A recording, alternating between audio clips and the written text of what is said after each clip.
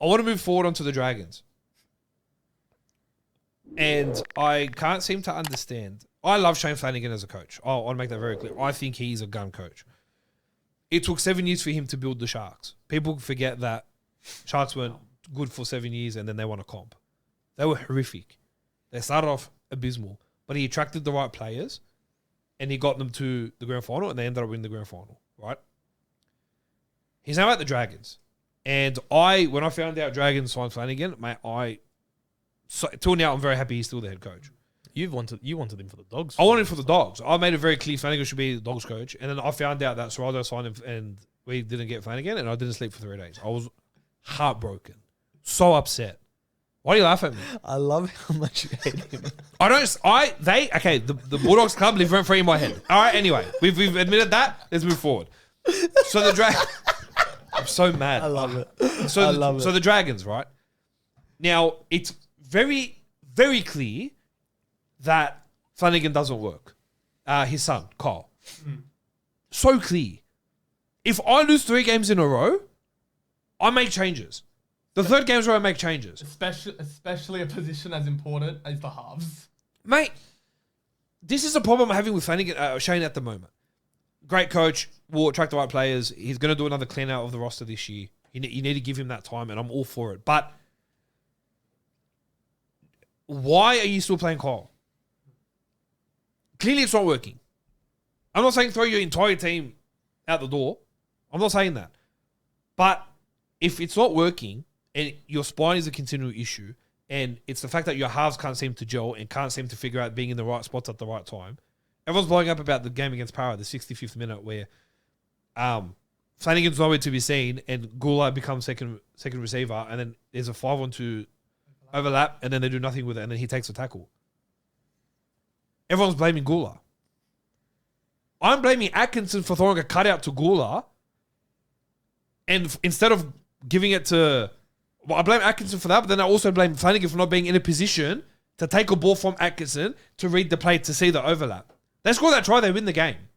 I'm fully convinced they win the game. I don't know if I believe Para hold them out.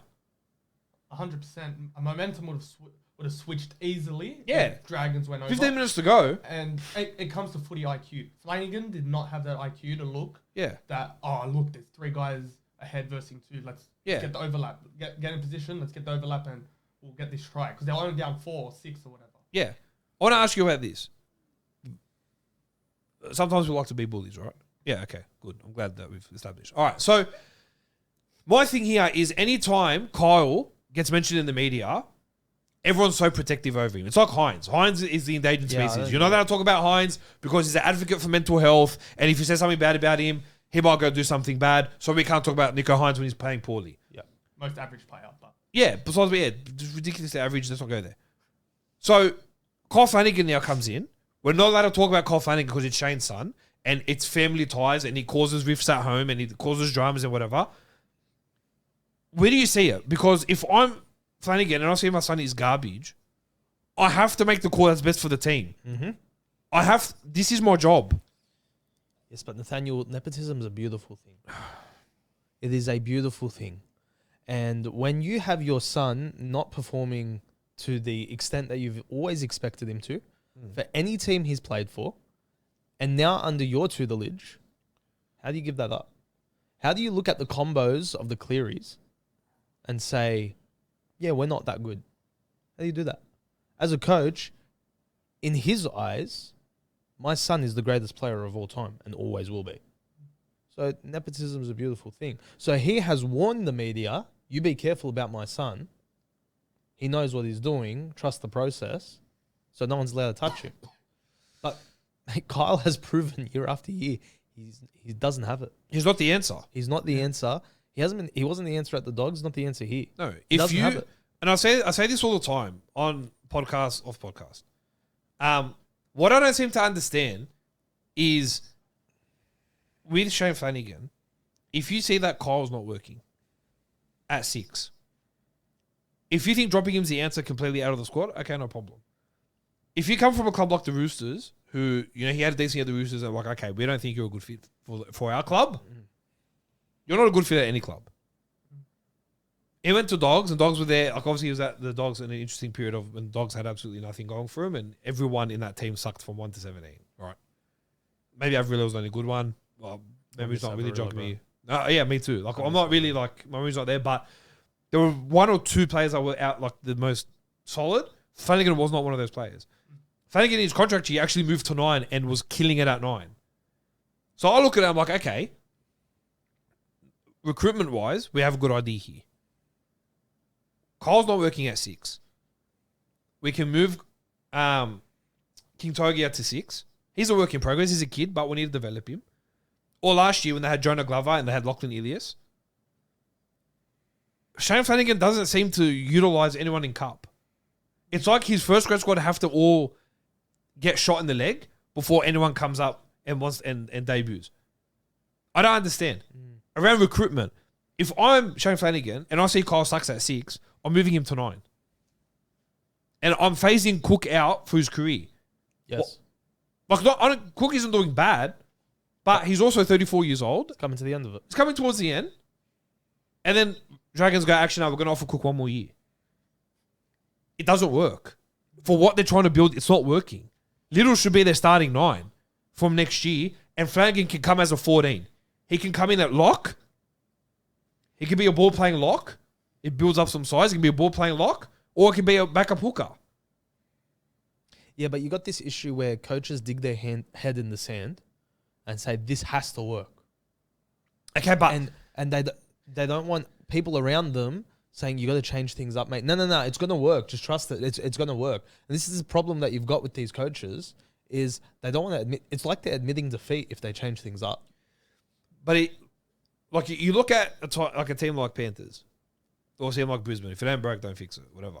But if you see a problem, you need to address it.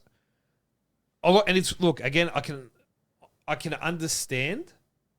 I'm not a father, but I can understand that it's very hard for a father to look at his son in the team and drop him and have those conversations. I understand that part. But the brutal thing about rugby league, especially rugby league, there's only 17 jobs. And very few times you get multiple opportunities. You got to get it right. Yeah. So if I'm 0-3, I've just re-signed a 3-year deal. I'm not safe. Doesn't mean contracts we know that mean nothing. They mean crap these days.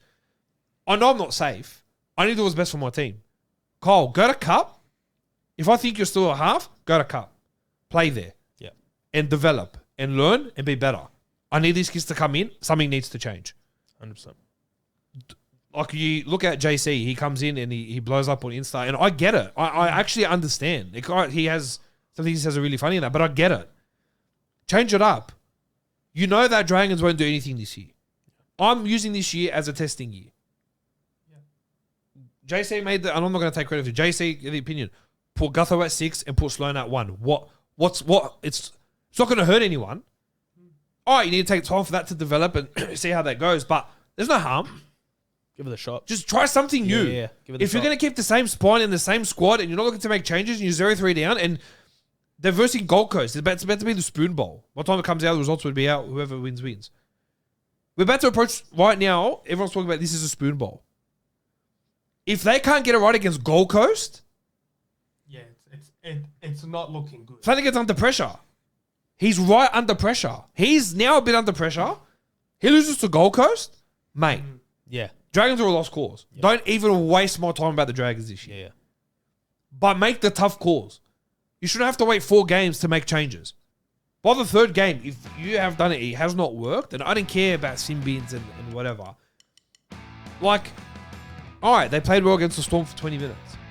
They looked pretty good, but then they dropped it the last 20. See, this is the part that bugs me about the NRL as a whole and these clubs as a whole. They'll take that 20 minutes and build their entire week around that 20 minutes. No, take a look at the other 60 where you stuffed it up and focus on that. But these coaches will only look at this good stuff, and when they're facing the media talking about, yeah, but that 20 minutes, man, like... Yeah, so I think I got it mixed.